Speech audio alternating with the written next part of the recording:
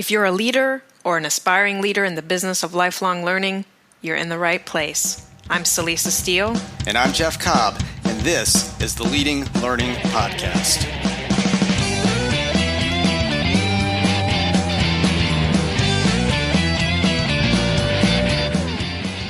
Welcome to episode 242 of the Leading Learning Podcast, where we speak with Heather McGowan, a future of work strategist and co-author, along with Chris Shipley, of The Adaptation Advantage: Let Go, Learn Fast, and Thrive in the Future of Work. We spoke with Heather back in episode 130 of the podcast, and we've continued to follow her work with great interest as it has evolved over the past couple of years. Jeff, what do you and Heather cover this time around? Well, as you mentioned, Celisa, Heather has a book out titled The Adaptation Advantage, and that's new since the last time we spoke. So I wanted to make sure we highlighted some of the key messages of the book and how they relate to the ongoing work that most of our listeners are engaged in. Heather has, of course, been speaking and writing for a long time about the changing nature of work, about the need for continuous learning and adaptation. But what becomes very clear in this conversation is that circumstances at the time we're publishing this episode, which is in the midst of the COVID-19 pandemic, are making the need for learning and adaptation even greater and more urgent. And of course, they're also increasing the need for leaders who can step up and help guide us into the future. And what reflection questions did you come up with for this episode? And as a reminder, listeners, you can find the reflection questions in the show notes available at leadinglearning.com/episode 242. Well, first, a concept that's very important to how Heather and her co-author Chris Shipley approach adaptation is identity, the sense we all have of who we are and what we do. So as you're listening, give some thought to how you are helping or perhaps hindering your learners in productively managing their sense of identity and perhaps even letting go of it when necessary. And then second, towards the last third or so of the interview, Heather suggests that we may see much more of a shift towards a coaching model when it comes to learning experiences in the future. And I encourage listeners to reflect on that prediction and consider where coaching might be a good fit for the types of challenges your learners are facing. Those are great questions for listeners to take advantage of. So let's get the mental wheels turning and roll the interview with Heather McGowan.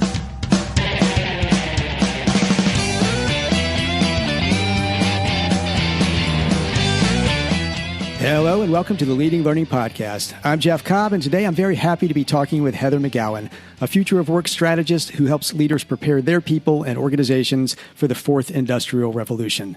She is also the co-author, along with Chris Shipley, of The Adaptation Advantage: Let Go, Learn Fast, and Thrive in the Future of Work.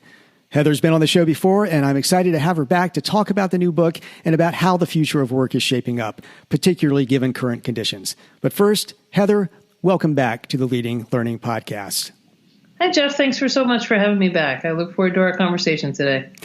Well, I was looking, and it's been right around 2 years exactly since the last time we spoke. So a good bit of water under the bridge since then. Bet a lot that's new in your world. I described you as a future of work strategist. Could you talk a little bit about what that is, what you actually do with organizations, and maybe how that has changed over the last couple of years? Yeah, so I think last time I spoke to you, most of my work was consulting. I did some speaking and some writing. That evolved, especially in the last year or so, to being almost 90% speaking, 10% writing, maybe 80% speaking, 10% writing, 10% consulting. But what I found is that organizations were just hungry for a vision of the future that wasn't the robots are coming for our jobs, and it wasn't, this dystopian view, but it was a view that was very human-centric, optimistic, realistic, and optimistic. But we have to make a tremendous shift because we're coming out of the era where we learned once in order to work. We had a fixed occupational identity. A career could have spanned a lifespan or could have been shorter. Our careers are now longer because our lives are longer, meaning bigger leaps in human longevity. And then we've got this accelerated change cycle driven by technology and globalization, now with a new accelerant called the coronavirus, which is, ramping up that velocity even more. So I started writing about that in 2014, started speaking in 2015, And then as of sometime in 2018, moved to speaking all over the world, represented by speakers agents and to many fine companies, and getting a lot of great insights, which led to the book that came out April 14th. Well, and let's talk about that a little bit more, because for me, that's sort of like a culmination, at least at this point, of the work that I've seen you do, the writing, the speaking, the great visuals that you create. So you've really focused in on this concept of adaptation, and that being an advantage, if not the advantage, right now for all of us living in the world. Talk a little bit about what you mean by adaptation, what that involves, and how that gives us an advantage. Well, we're in the middle of a massive forced social experiment right now, driven by this virus. So we're all suddenly in our homes, learning in our homes, working in our homes. Those of us who can. The World Health Organization, not the World Economic Forum, this morning came out and said only 29% of people can work from their homes. So we have to realize those of us who are working from home, we are in a position of privilege. But the way in which we've adapted, and you have to first understand the concept of adaptation, which is different than flexibility. Mm-hmm. So flexibility or fluxing is really reaching to your toolbox for a different tool, likely one you've used before, to attack a process or a problem, likely one you've seen before.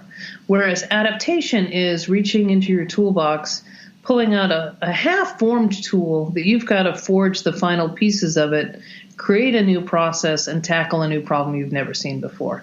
So adaptation requires a lot of learning and a lot of unlearning, whereas flexibility is just pivoting between known tools and known processes for known problems.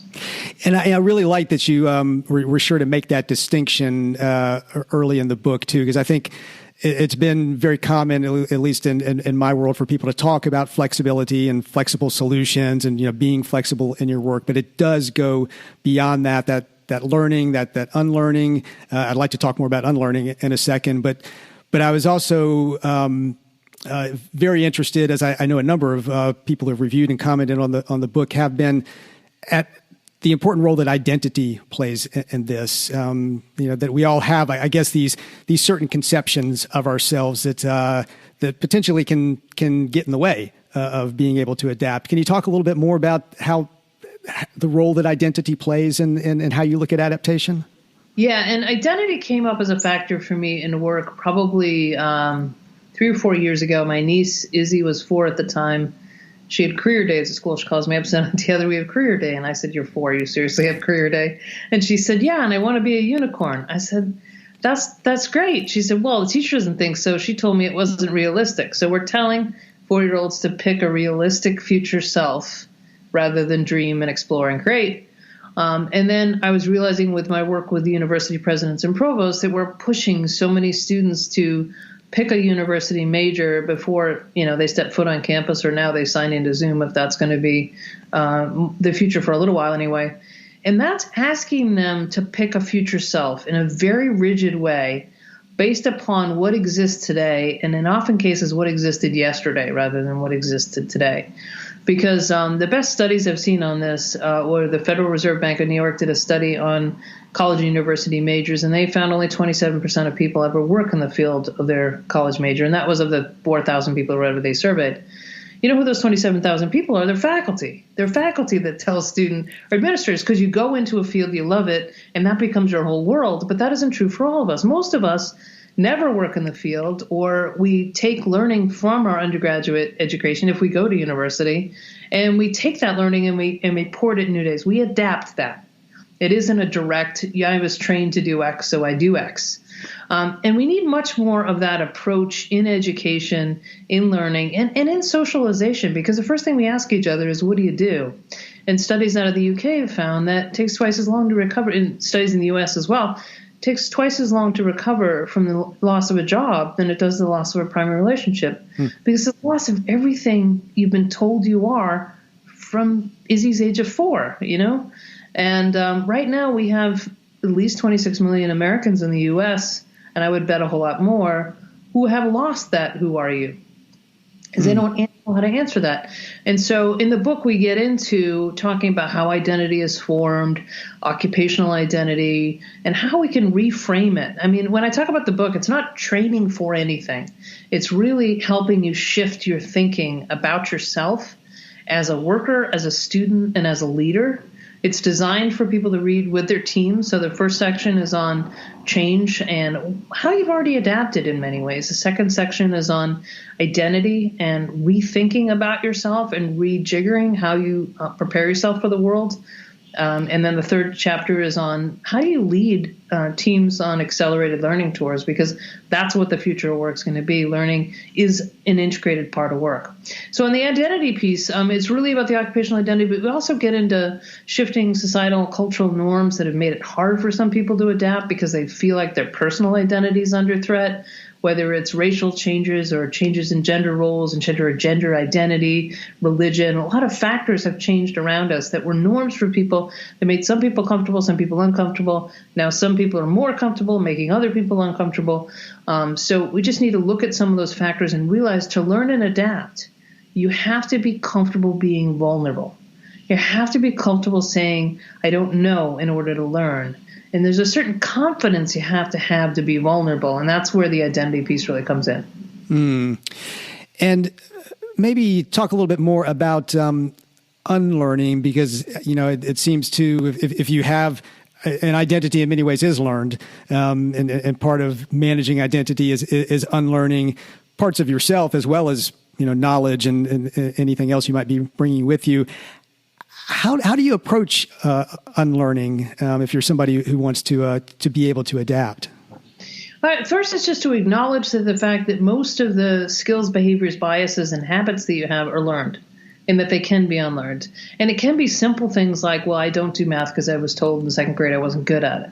Well, that's a learned deficiency in some regards, because you won't try because one person once told you that you weren't good at it. The reason we titled the book Let Go and Learn Fast is we want you to think about letting go of the occupational identity traps that have been holding you back. In terms of unlearning in like really practical ways, in your office, you may do something a certain way, and then suddenly either the process needs to change or your business model changed, and you have to do it in a new way. Well, you have to unlearn that old process. That kind of the evil of unlearning is this is the way we've always done it, or we've tried that before and it didn't work. Those are my two favorites when I work with organizations. Okay, both of those things may be true, but that doesn't mean the future a different way isn't possible.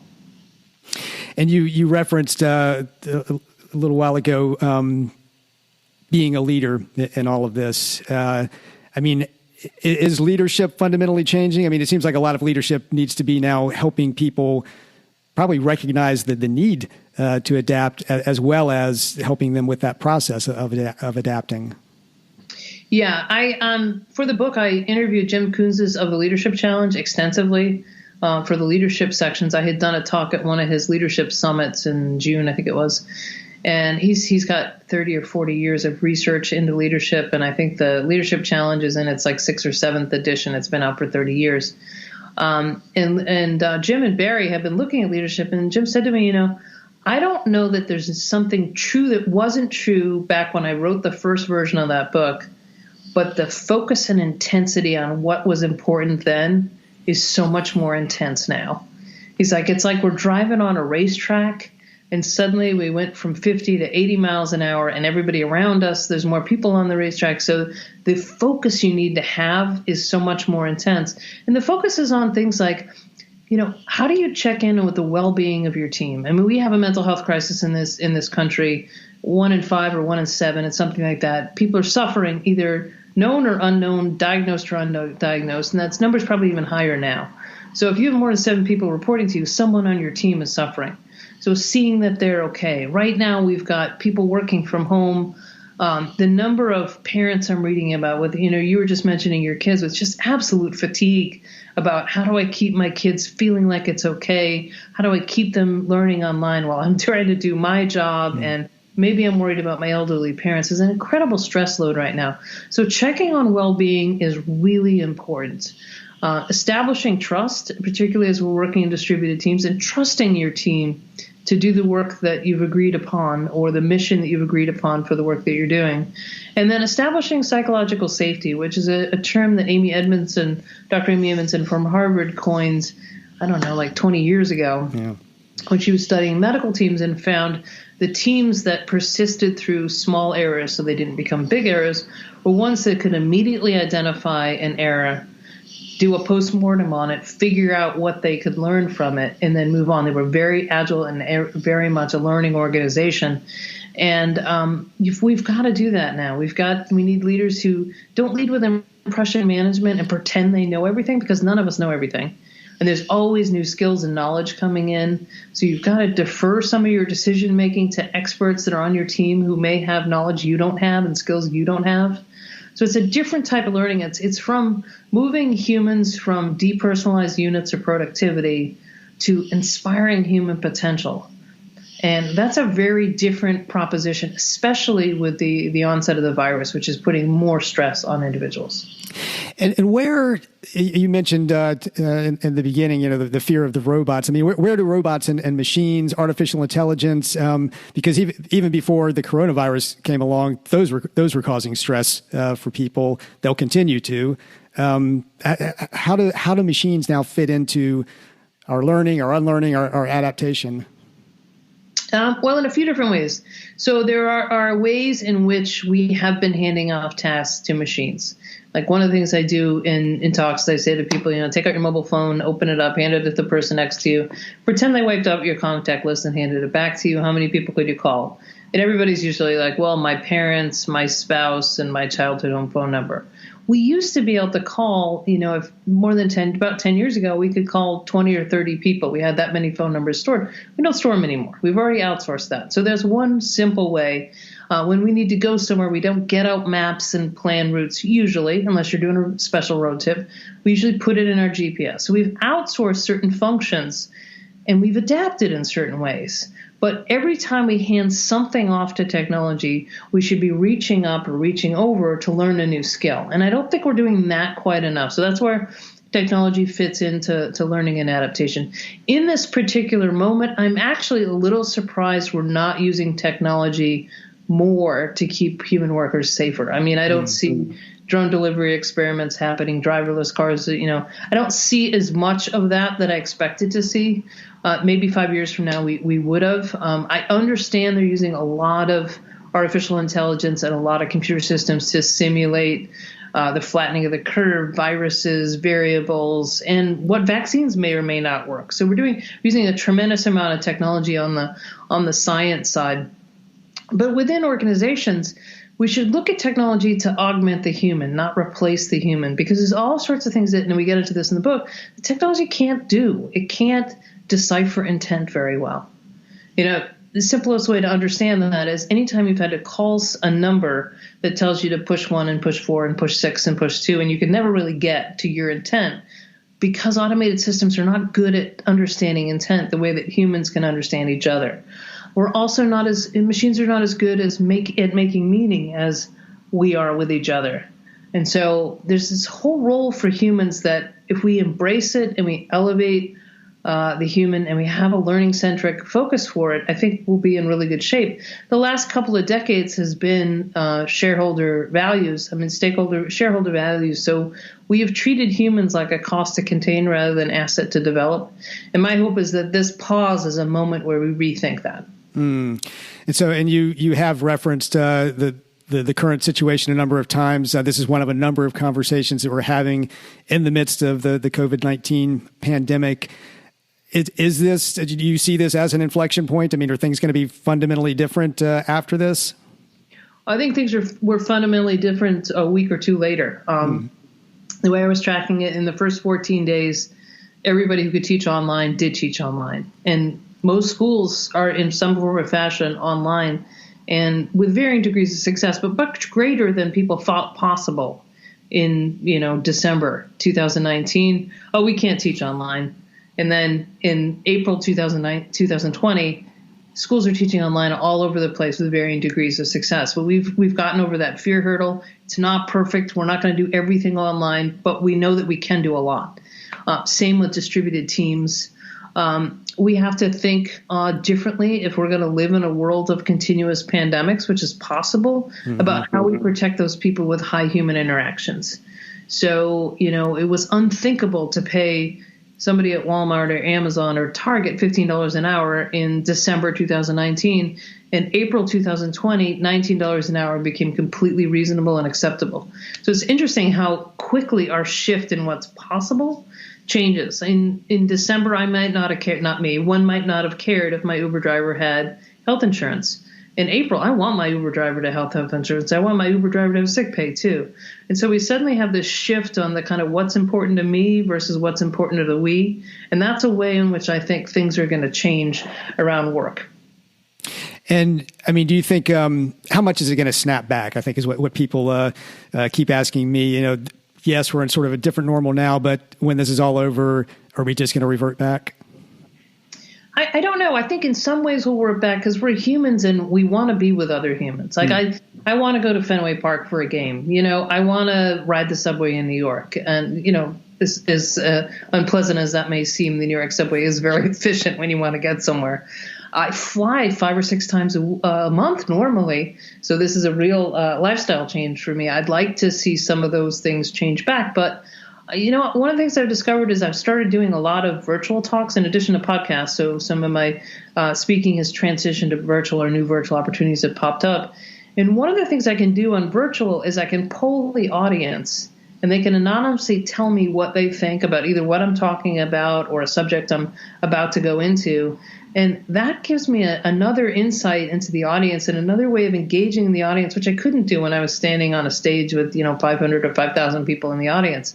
So there's some advantages to it that I think, the planet is certainly doing a lot better without us driving and flying everywhere. So keeping that in mind, I think we might make some, more mindful decisions. Some things will snap back. We are a capitalist society, but I think that some of these strides have made us think differently about fellow workers. And I saw a study it was today or yesterday that they're seeing a brand shift in how we think about companies. If companies are not really great to their workers, we're going to be less likely to use them now. If we have no other choice, we'll use them now. But when this subsides and we have more choices, we're going to go to those companies that treated their workers right in this moment. Yeah, I can definitely I can see that becoming a big thing. Now, I'm not surprised to hear you note that you've been doing a good bit of virtual speaking lately. We've in our world, so many organizations are having to shift their whether it's their annual meeting or their seminars or just anything they might have been offering face to face into an online environment. And there's certainly a strong market for people who can do compelling virtual speaking at this point. Now, I'm wondering. You've talked about universities going online, education going on online in general. That's been happening, but it's accelerating in the world of lifelong learning, in the world of continuing education, just like it is everywhere else. I'm wondering for somebody who is a lifelong learning provider, continuing education provider, when you're talking about helping people adapt, helping organizations adapt, potentially helping whole fields and industries adapt. If you're in that, if you're the membership organization for that industry, I mean, what would you advise those organizations to be doing differently, or at least to be thinking about differently to support lifelong learning in this world of adaptation? Yeah, I think we're going to see more and more of a shift towards a coaching model. Like the content and the skills, we know how to deliver those. We've got that ironed out in this grand experiment. We know we can deliver that stuff online. But it's how do you help someone they get stuck, whether they get stuck because they hit a wall and they can't figure something out and then they get demotivated, or they're just not motivated to get started. And that's one of the things we really get into in the book is that if you're going to have to learn and adapt for life, and I believe you will, over what is now a career arc, which is probably at least a decade longer, how do you connect to that motivational drive that's internal, not external? And I think that's curiosity, purpose, passion. And that's I interviewed Kate O'Keefe from Cisco's Chill Lab, and she said, you got to think about yourself like a prototype in beta. and be always sort of iterating and testing on it. And that's sort of, instead of telling, the Izzy at the age of 4, this is what you're going to be when you grow up, kind of stoke the fire. Izzy, what are you interested in? And then, Izzy at the age of 15 or 16, what are the things you're good at? Where can you add to your arsenal of your how?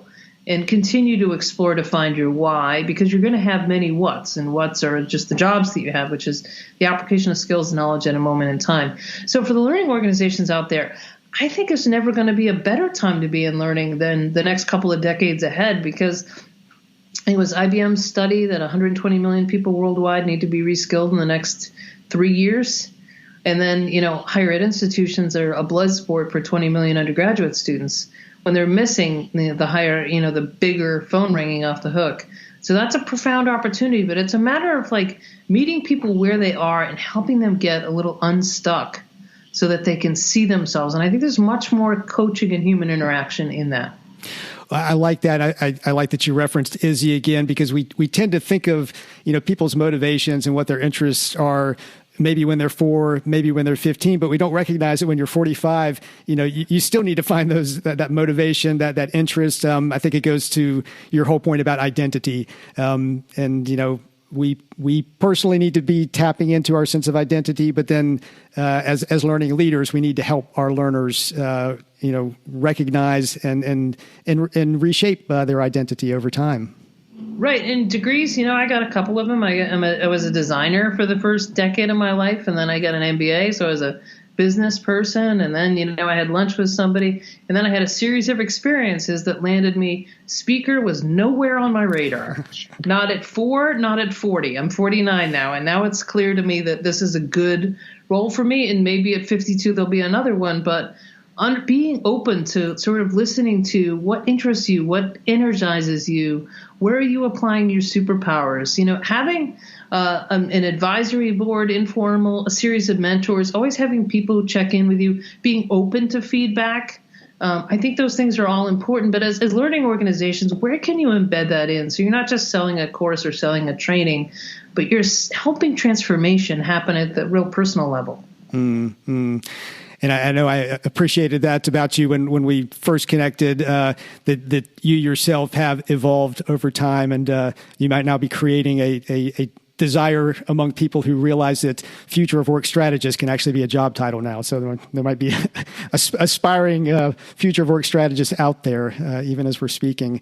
And that actually leads me to where we usually start to wrap up our interviews. We've had a stock question for a while. We're probably about due to change it at this point, to ask people about, the lifelong learning experiences that have really had a significant impact on them since they've left any sort of formal schooling. We did actually ask you about that before, and we'll certainly be sure to link back to our previous episode with you in the show notes to this episode. So, in thinking about that, and thinking about this whole need for adaptation, I thought maybe a different take on that question would be, what do you personally find challenging about adaptation, and how are you working personally to become a better adapter? I gotta be brutally honest. I'm not that good at adaptation. I've done a lot of it, but I don't know that I'm that good at it. Like right now, speaking in person isn't possible for at least the next 3 to 6 months, I'm gonna guess. So what do? So I've had to start learning how to speak online, which is a new thing. It's a new tool. I mean, I've done a lot of interviews and stuff like this, so I know how to use the tool, but I don't know how to maximize my message yet. I don't know how to, how many bits of content do I give? When do I put the poll in? That's what I'm sort of figuring out. My early stuff on it's been pretty good. My first couple webinars had north of 70% engagement levels, and everybody stayed on, through the whole thing, and they get 3 or 4 times as many as they think are going to sign up. Those are all good signs, but I know I need to get better. And there's some days that I wake up and I'm like, when is this going to be over? And it's overwhelming. And for anybody who's going through that, I understand it. It's happening to all of us differently, albeit very differently. I mean, we have different levels of privilege, but I don't know that I'm necessarily good at adaptation. And any time I complain about it, my co-author Chris said to me yesterday, well, what's your adaptation advantage? Because it doesn't sound like you're adapting too well. So I get checked on it all the time. But, that's one thing. And then one of the other things I mentioned in the book is that getting hard lessons can sometimes be a really huge gift. And for some people who got laid off out there, you might have been laid off from a job you hated. And you never left it on your own for one reason or the other. And it's sort of a gift that you're out now, in that when you go back, you get to find your way back to a job that's more meaningful for you. I mean, I got fired from a job when I was 23 or 24. I was arrogant, wasn't a good fit. They should have fired me. But that bad medicine was a real good reminder to me that I have to show up and deliver value every day.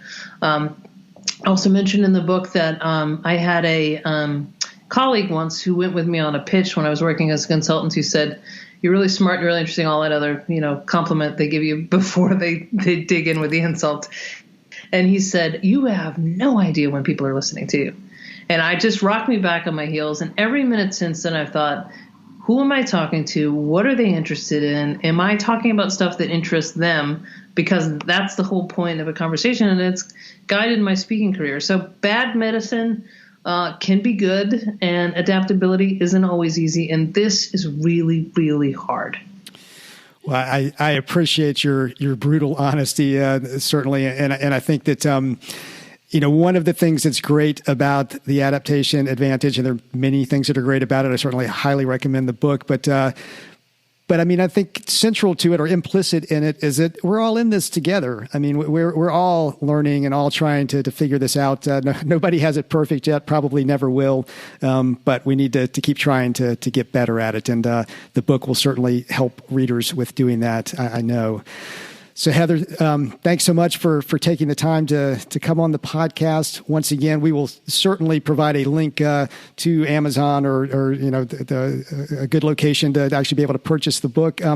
If listeners want to learn more about you, about your work, potentially connect with you, what's the best place or the best places for them to go for that? Well, you can find me on LinkedIn for sure, and I post a lot there. So if you're interested in the kinds of things I talk about, then you could find a whole flurry of things. My speaking and writing, and you can get in touch with the people who represent me, is at heathermcgowan.com, McGowan. And then I have a website for the Adaptation Advantage. So it gives you a little bit of information about the book and things we're doing. Like we have a virtual book club tomorrow afternoon. We had one last night. We're doing a series of those to try to help people during these times. Those are free for people to join.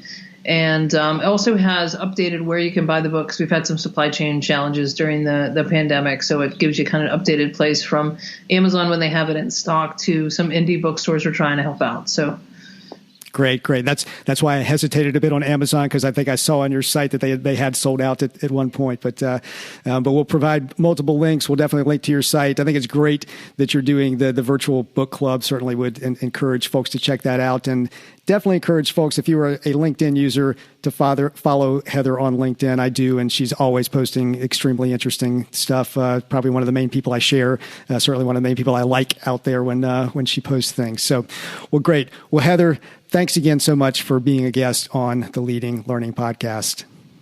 Thanks so much for having me. That concludes the interview with Heather McGowan. To get show notes, go to leadinglearning.com/episode 242, and the show notes will include the reflection questions. How are you helping, or perhaps hindering, your learners in productively managing their sense of identity, and perhaps even letting go of it when necessary? Where might coaching be a good fit for the types of challenges your learners are facing? When you check out the show notes, you'll also see the various options for subscribing to the podcast. If you're getting value out of what you hear, we'd be truly grateful if you would subscribe. It helps us to get some data on the impact of what we're doing. We'd also be grateful if you would take just a minute to give us a rating on Apple Podcasts. Go to leadinglearning.com/Apple. That will put you in the right place. Jeff and I personally appreciate your rating and review, but even more importantly, reviews and ratings help the podcast show up when people search for content on leading a learning business.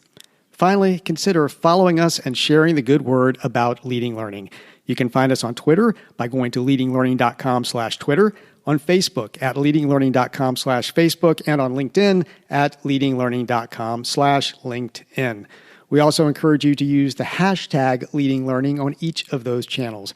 Wherever and however you do it, please do follow us and help spread the word about Leading Learning. Thanks again, and see you next time on the Leading Learning Podcast.